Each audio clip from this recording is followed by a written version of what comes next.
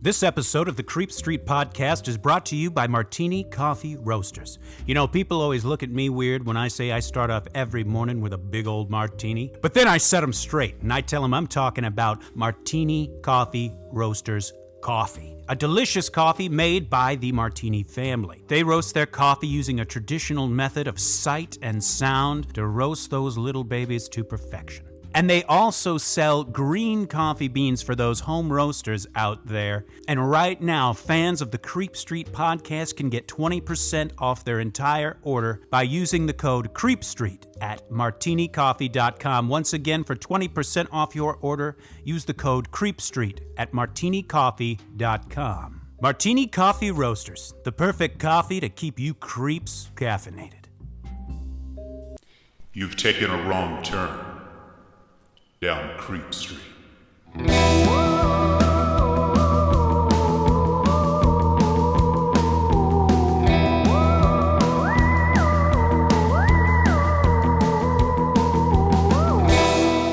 Citizens of the Milky Way, my name is Dylan Hackworth. I'm Maureen Bogey. And you have reached week 2 of October 2022 here on Creep Street. Welcome to the neighborhood, you freaks and ghouls. Yes, you ghosts and goblins. Oh my God, just breathe in that autumn air. Oh, you can smell a campfire. You can smell, the smell of pumpkins. Oh, man. Oh, it smells good. It smells good, and good golly, man, are we ready to dive into this week's episode. Of course, up top, a little housekeeping. Follow us on Facebook and Instagram at Creep Street Podcast, Twitter at Creep Street Pod. We're also on TikTok.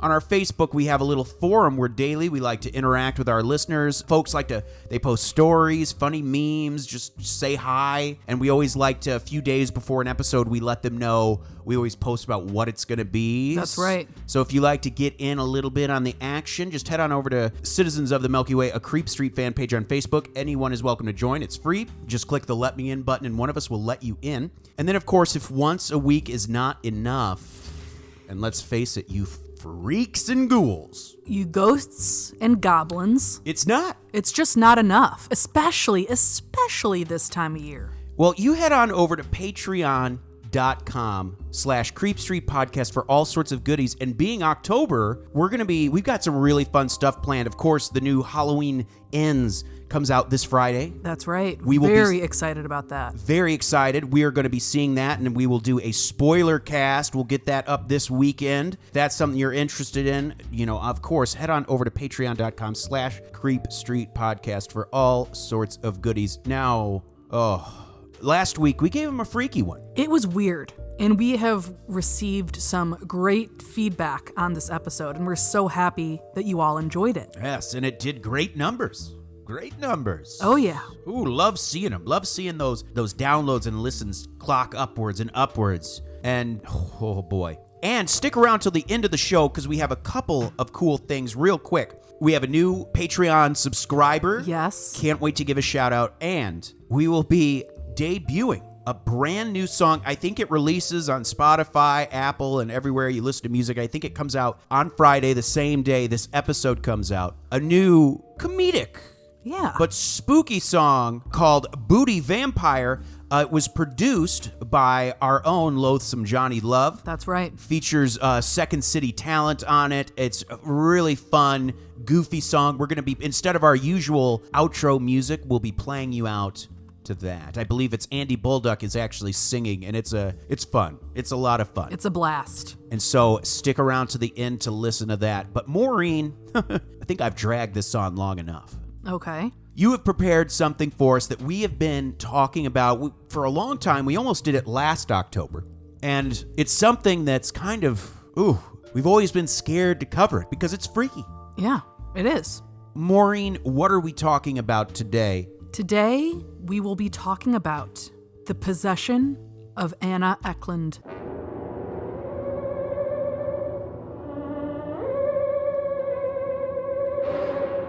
Ooh, I just got a chill gone up my spine. That's right. I mean, it's October. We had to do a possession case. It's been a while since we've done one. Obviously, you've done some hauntings, but recently. But I think, when's the last possession case we did? It's been a minute. It's been a minute. So I'm excited to dive back in. Was it last October with Roland Doe? I don't know. Well, I mean, it kind of draws a line because in some of our haunted house stories, paranormal stories, there are sort of possession-like instances. Right. But this is your straight-up classic demonic possession. Yes. And I could be dead wrong, but I want to say last one we did was last October. Yeah, it's definitely been a while, so I'm happy to be diving back into some scary content. Maureen, spank our asses with those sources. Okay, inappropriate, but okay. First, we had a great article from Mysterious Universe called The Truly Harrowing Case of the Bizarre Exorcism of Anna Ecklund. And then we had a wonderful YouTube page called The Paranormal Scholar. Highly recommend you go ahead and check her out. And that video is called The Exorcism of Anna Ecklund. And we also will be reading some excerpts from the book Begone Satan. So very excited to talk about Anna Ecklund today. Yes. Now, correct me if I'm wrong, Maureen. The young woman we're talking about that was afflicted, her real name was not Anna Ecklund, right? No, her real name apparently was Emma Schmidt. Just so you know why we're using the name Anna Ecklund is because most people know it as a story about a woman named Anna Ecklund. Yeah. They had originally created that name to sort of protect her privacy, and most people know it as Anna Ecklund, so we're calling it that in the episode, just so if people are looking for spooky things, they can look it up, because they might not know that it's, Right. And also, we're not even sure her name was Emma Schmidt either. Exactly. Just so everyone knows that her real name actually wasn't Anna Ecklund, but that is kind of how it's come to be known, so that's what we're calling it. Yes. Now, Anna Ecklund was born in 1882 in Wisconsin to German immigrant parents. Now, there's not a ton known about her childhood years, but we do know that she was raised as a devout Catholic in a devoutly Catholic family, and apparently she was just a charming, normal girl who enjoyed going to church, enjoyed the religion, enjoyed Catholicism. She was into the whole damn thing. Right. Cue John Mellencamp's Small Town. Yeah. Now, in later years, there would be talks that maybe her father was abusive towards her, but we don't know whether or not this was true. But when she was around 14 years old, something very, very strange happened. She all of a sudden started to have this intense aversion to all things religious. Like I said before, she was very into going to church or going to mass. She enjoyed it. She was involved in the church. She enjoyed it. But all of a sudden, she felt very uncomfortable and ill going into church and didn't even want to lay her eyes on any sort of religious iconography. And this just kind of happened one day? Just kind of all of a sudden, it just kind of started to happen. Wow, When she was 14 years old. All right. It just kept getting more and more intense until eventually she couldn't even enter a church, as if there was some kind of barrier there. Oh, wow. That she couldn't cross. And if she was able to get into the church somehow, she would feel very panicked or sick and just was overcome with this feeling of dread and despair. Holy images deeply, deeply upset her. She would vomit up the host, the Eucharist, the communion. And she would go on and on about how she wanted to vandalize the church and all of these things that was very, very unlike her. Apparently at home, she would all of a sudden, she just started yelling out very obscene things and talking about really intense violence and also sexual acts that she otherwise probably wouldn't have even known about. And again, they said that she had an insatiable, unhealthy interest in sex. Now, we're going from 0 to 60 here. Yeah, we really are. It's not real. I mean, who knows? Obviously, we're just going by our sources. I don't know if it was more gradual than that, but from all the sources you gathered, it sounds like it we're jumping right into it. We're just going for it right away. Wow. Okay. Just a normal girl that, was into church at the top, but when she turned 14, not on her 14th birthday kind of thing, but just within her 14th year. Yeah. All of these things started to happen.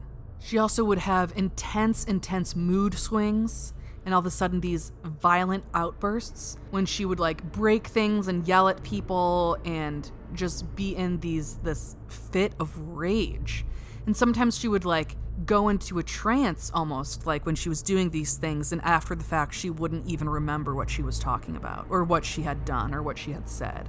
But it wasn't just this. When she wasn't going through these intense bouts of anger or rage or overt sexuality, she was just very alone. She wanted to spend most of her time alone, kind of self-exile, as it were. That's what one of my sources referred to it as. Right, and before this happened, she was, she had a bunch of friends, it sounds like. Yeah, it wasn't like she was already kind of a loner or something. No, she was, very liked about town. She was very friendly, had lots of friends. Yeah.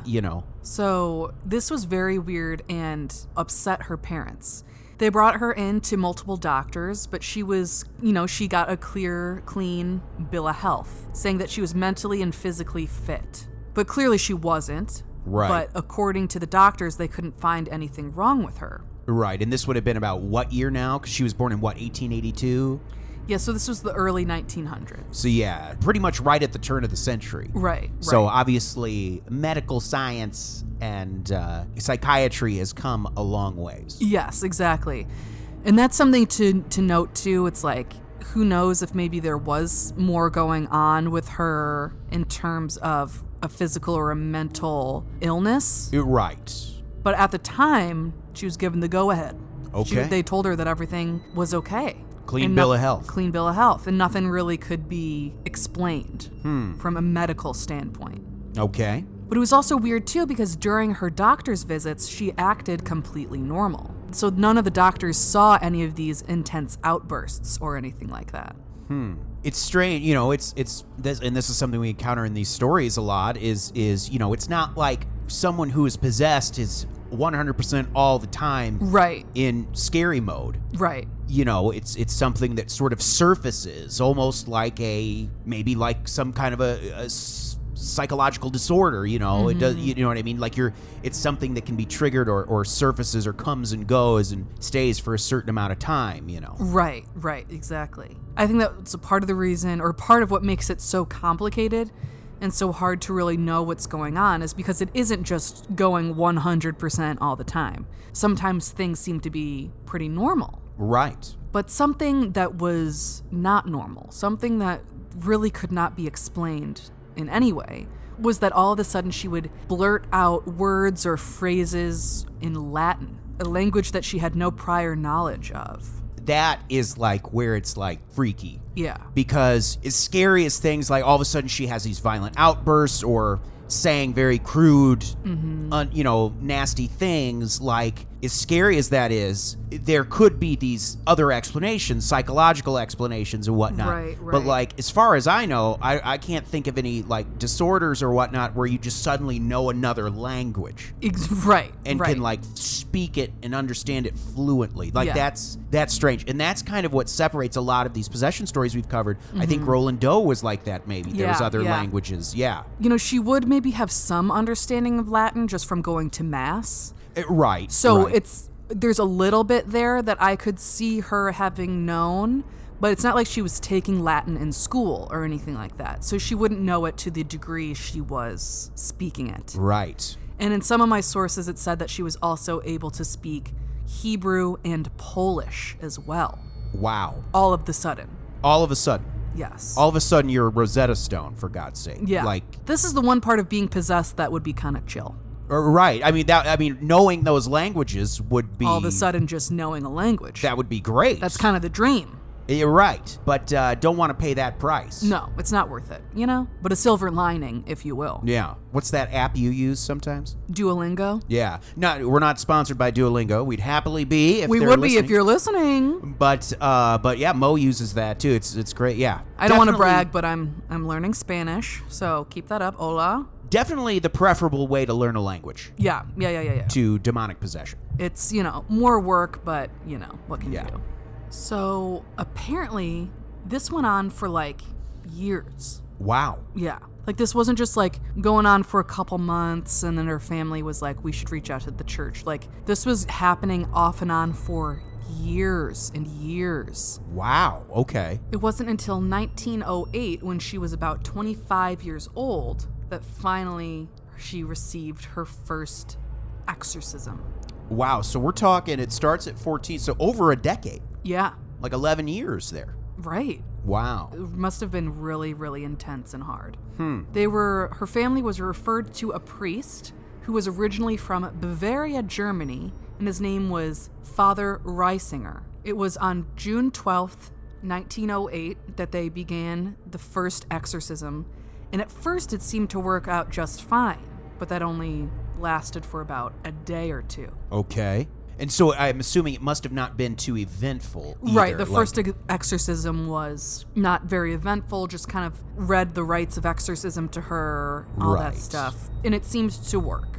Okay, all right. But unfortunately, only for a couple of days. But then she had years of exorcisms, just exorcisms again and again and again, where she would smash crucifixes and say that she was going to abandon her pious life and all of this stuff, and it just wasn't really working until finally it worked a little bit for a while when she was able to live a somewhat normal life.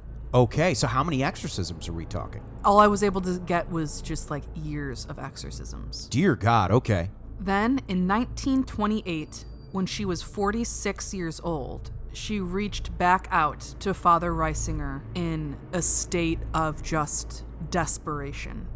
They had kept in touch over the years, writing back and forth to one another, but this time she wrote to him letting him know that things had really taken a turn and she needed his help once more. She said that the devil had been speaking to her, and in her letter to Reisinger, she said that the devil told her this: "Does he not know that hell is stronger than heaven? That there are more in hell than heaven?"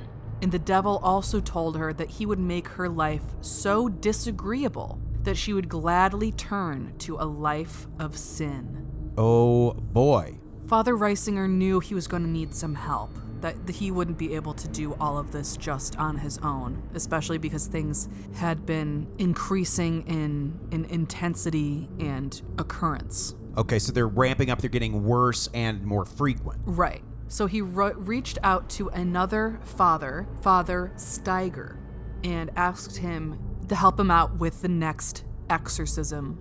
Now, something else was discovered or realized, and this hasn't been confirmed, but it seems like it may be the case. Okay, let's hear it. So at this point, Anna's parents had passed away. But what's of note is her father, Jacob, who had passed away at this point, as well as her aunt, Mina, who had also passed away. It was rumored that Mina and Jacob were secretly practicing witchcraft. And apparently they had put a curse on Anna as a young girl through spells and also putting certain herbs in her food. Wow. And why he did this, it's not sure. Maybe it's because they think that maybe it was because he had incestuous desires towards her, towards Anna, and he was angry with her about this and put a curse on her. Maybe he was upset with her because of her pious nature. Oh, because he was always not a fan of the church, right?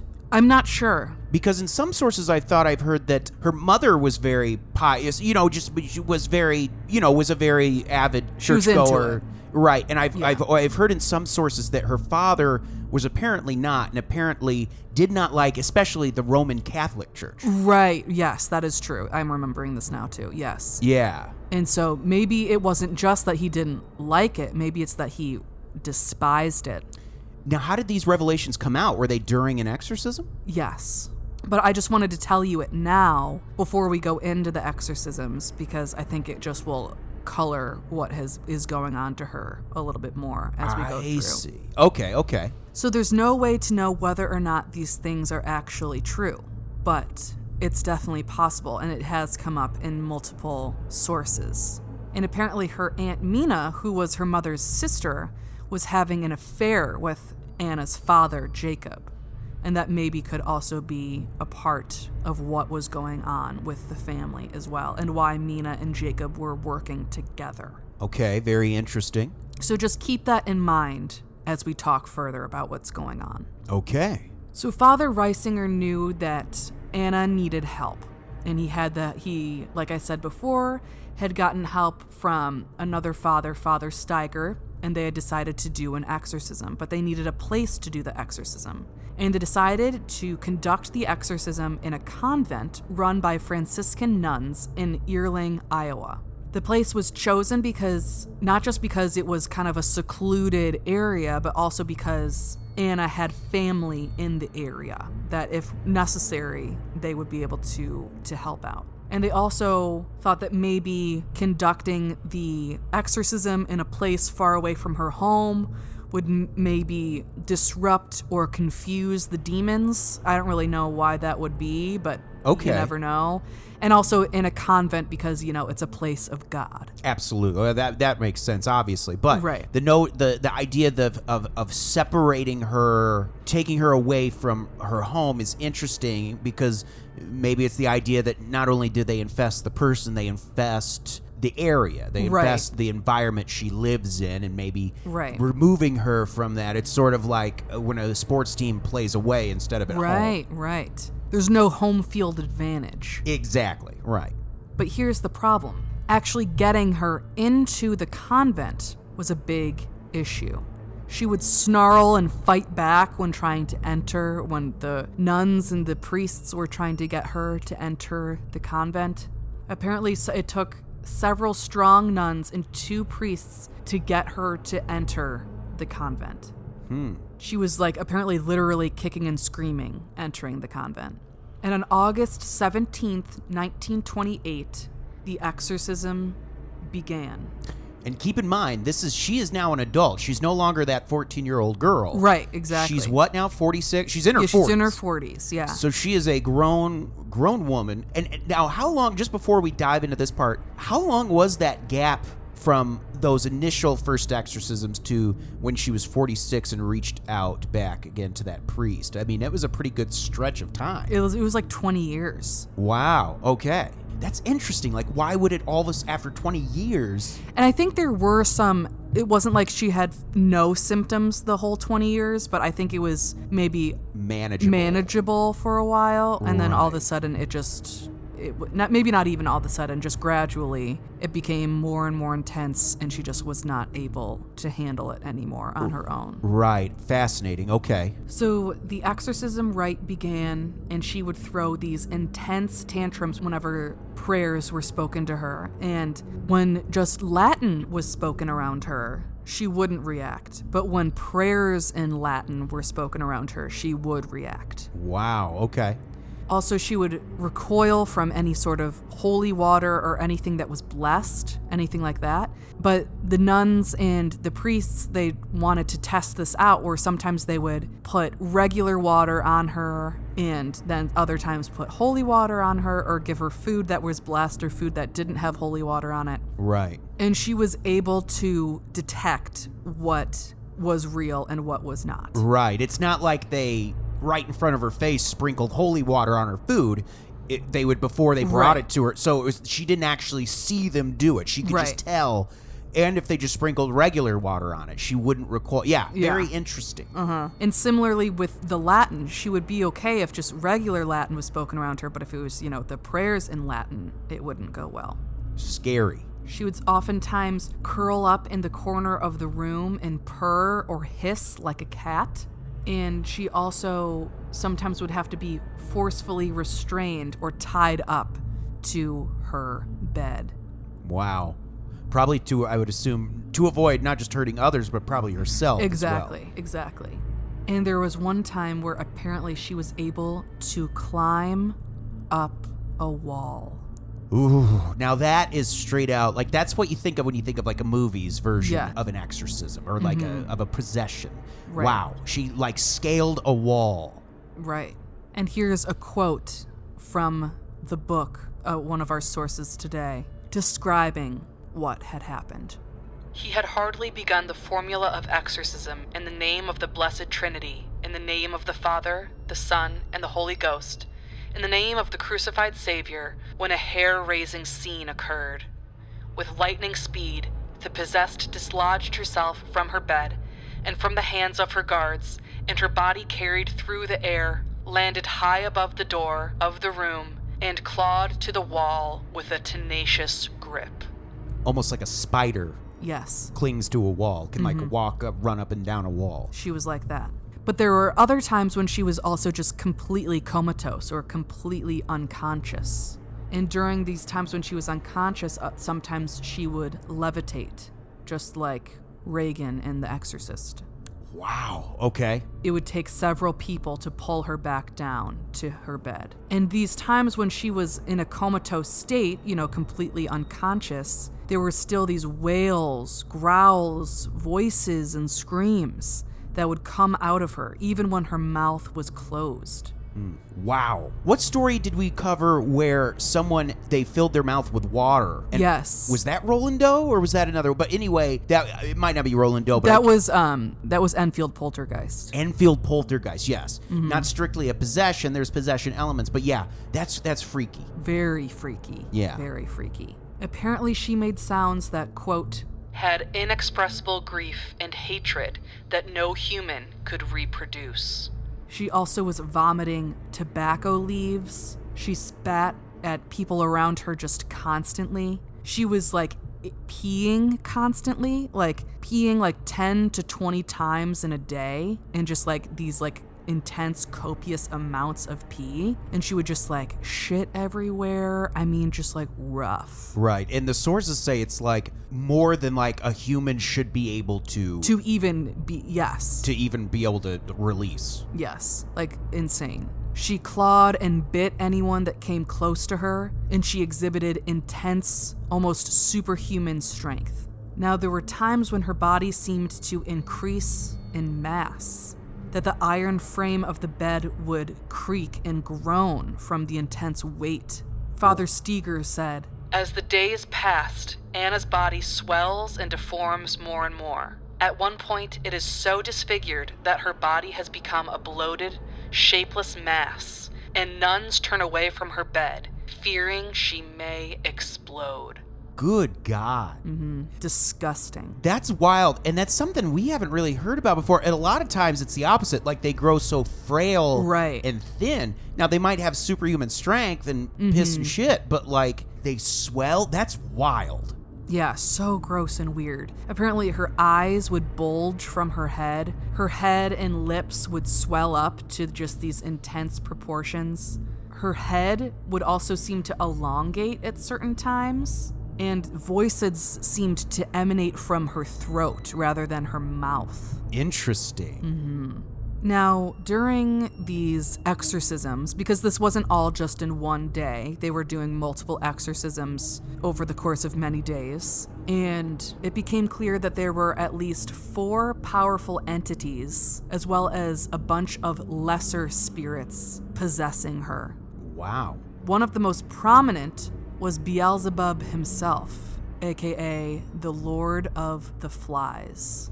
One of the 7 princes of hell. His name has popped up a few times on this show. And apparently it was Beelzebub himself that revealed the information about Anna's father and aunt possibly having cursed this evil onto her. Wow. And now this is where you have to this is where it makes you wonder.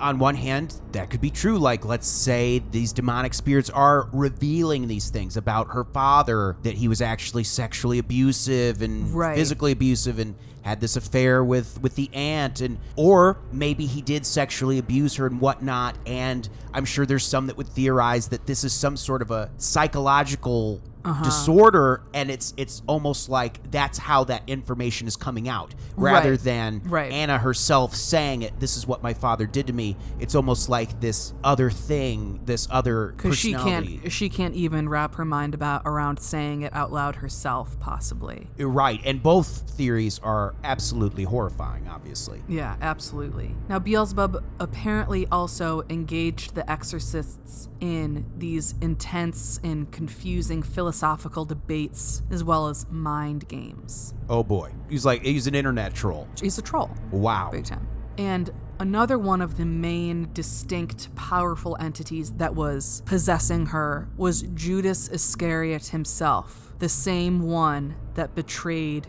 Jesus Christ. Good golly. Now that is a duo you probably don't want lurking around. Right. Good golly. Wow. Okay. So this is like a hall of fame of possession. Now, sometimes in some of these states, we've covered the devil himself.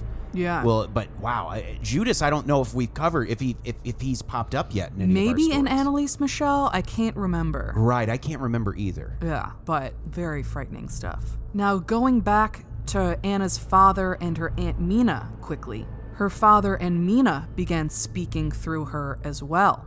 Apparently, Mina and her father Jacob were also possessing Anna Ecklund. Mina said that she was damned to hell because she had committed multiple counts of infanticide, killing multiple babies. Whoa, okay.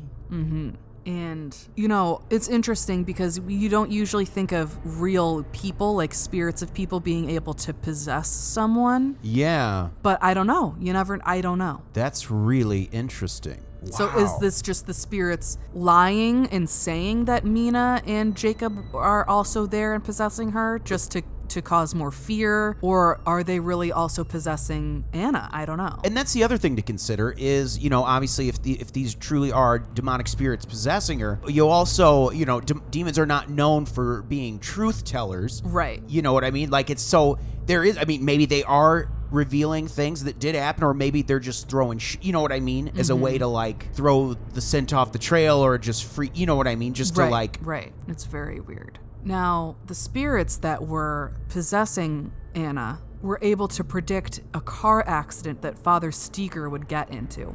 Apparently one day he was driving to administer last rites to a person when all of a sudden a black cloud emerged on the road and caused him to crash into the side of the railing of a bridge, to the point where his car was like teetering on the edge of a bridge before it almost fell off into the water below. Whoa. But he got back out of the car and back onto the bridge just in time, and he was miraculously okay. Like he got out of the car, or he was able to back the car up? He got out of the car. Oh, okay. So it stayed there teetering on the... Yeah. Wow. The spirits also would just keep taunting and insulting everyone present, revealing all of these secrets that there's no way that Anna could have known or that anyone else could have known. Apparently there were also swarms of flies and mosquitoes that would just appear all of a sudden and then just vanish just as quickly. There were disgusting smells, and Father Reisinger said that he had a very clear vision of the room in flames, and that Lucifer himself and Beelzebub were standing in the corner berating him. Wow. Now, this went on for so long and was so intense and so scary that a lot of the nuns wouldn't even stay in the room during this. It was just so horrifying, and they would go into the room in shifts because they couldn't be in there for so long, and they were afraid that just the poisonous atmosphere of the room would affect them. Right. Now, over 23 days, all of these exorcism sessions took place, and finally it seemed like these entities were finally loosening their grip on Anna, until one day she bolted up from her bed and in multiple voices, just piercing, intense, scary voices, just yelled out, "Beelzebub, Judas, Jacob, Mina, hell, hell, hell." And then in her own voice said, "My Jesus, mercy, praised be to Jesus." And just like that, they were gone. Wow. And they weren't in the middle of an exorcism? It was just it was an exorcism. Oh, it was in the middle. Okay. Yeah.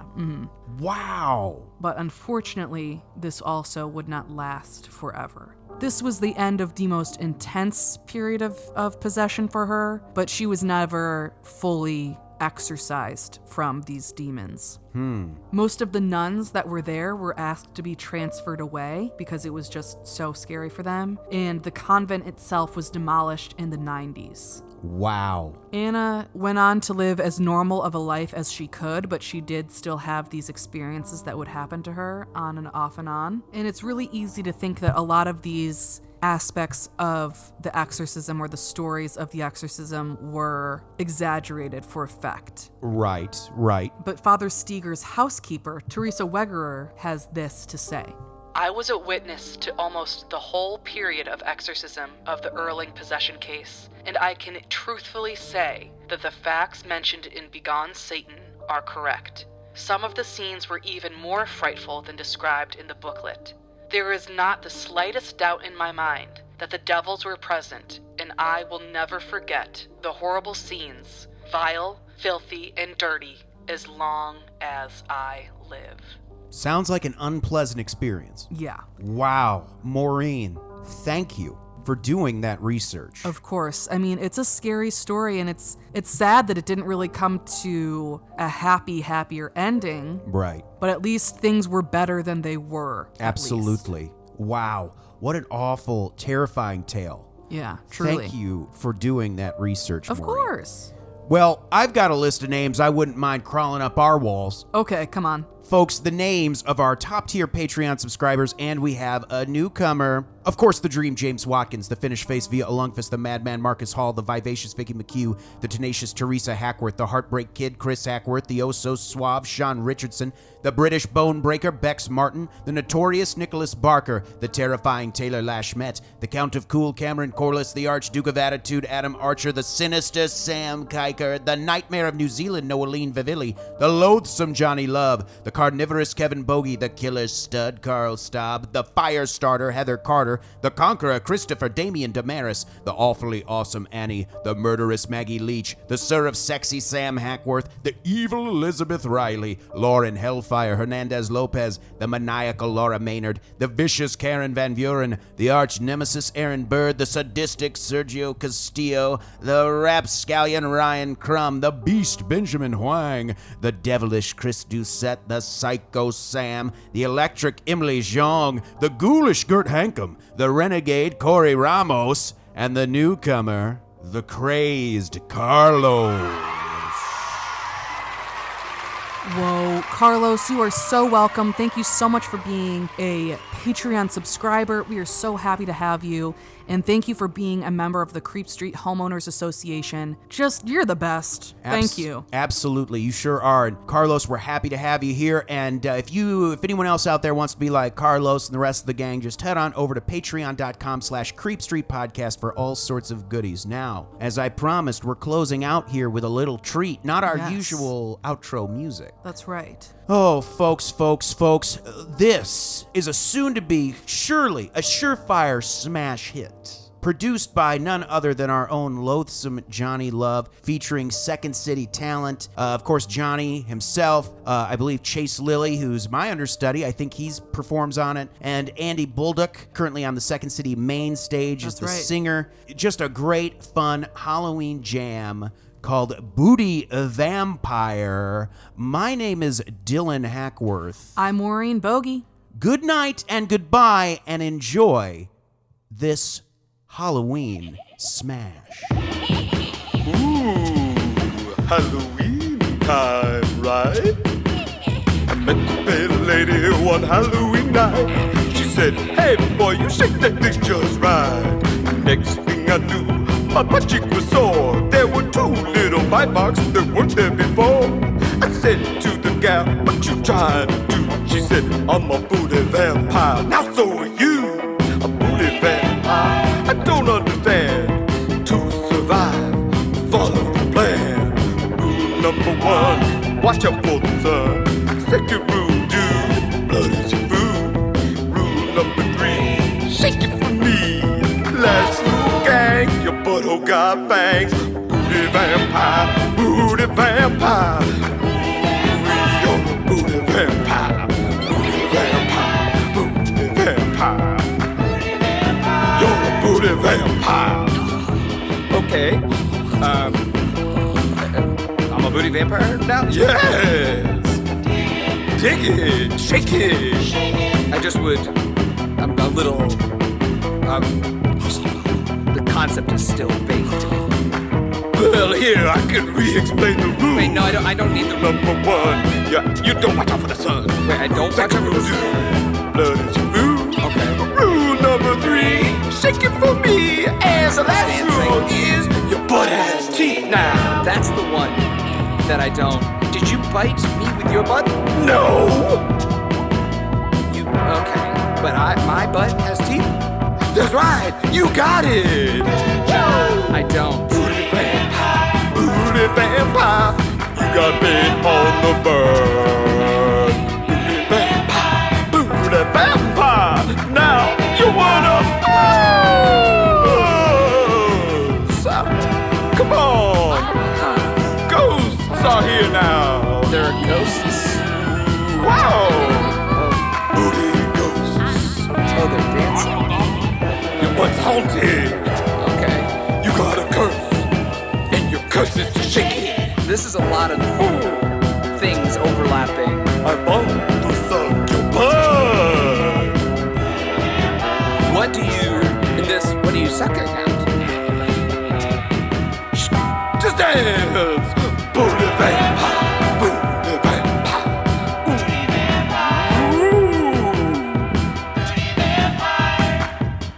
Okay. Also, I forgot. Here's a bunch more rules. Rule number 5. To be alive, then you follow rule 6, which is a witch. Rule number 7, you'll never go to heaven. And rule number 8, Seems like you're just everybody improvising pray. these and attempting to rhyme. These are ancient rules of being a vampire, a booty vampire. The ancient rules of being a booty vampire. Seems like you just came up with them. Now, I'm gonna go. I gotta... Oh, fuck. Oh, my ass is turning into a bat.